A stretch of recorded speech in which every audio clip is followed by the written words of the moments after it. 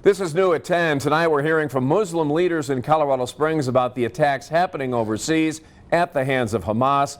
Hamas considered a terrorist organization by the U.S. and the European Union, among others.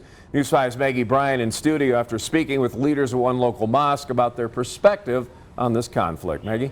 Yeah, Rob, today I visited the Islamic Society of Colorado Springs. Those there say the actions of Hamas do not represent their beliefs or the way they believe Islam should be practiced.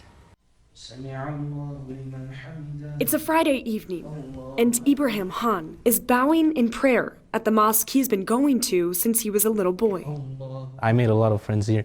But he says there's been a slight shift here at the Islamic Society of Colorado Springs. Worship has stayed the same. However, there is a difference in the people's mood, how we are all feeling. He says a feeling of sadness as they watch the unspeakable actions of Hamas against innocent civilians. A lot of us are sad because of how many innocent lives have been lost. And a misunderstanding that those acts of terror define his religion. This is not tolerated under the religion of Islam.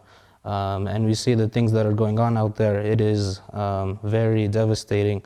It goes against our principles. There's a difference between extremist behavior and what Islam teaches us. Therefore, the chair of the Department of Philosophy at UCCS says these generalizations can be dangerous. There certainly are people within all the major world religions that do believe that violence is justified as a part of their faith. But the vast majority of members of these major world religions do not believe that, including Islam. He also says the conflict happening is about much more than just religion. It's geography, politics, economics. Han agrees that a misunderstanding of Islam is what can cause fear and the mistreatment of Muslims. He says it's what his parents and many others went through after 9/11. There was a lot of hate against Muslims, against Islam.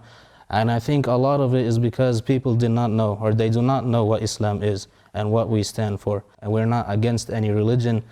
We support living together, whether they are from any different religion or whether they are from any different race.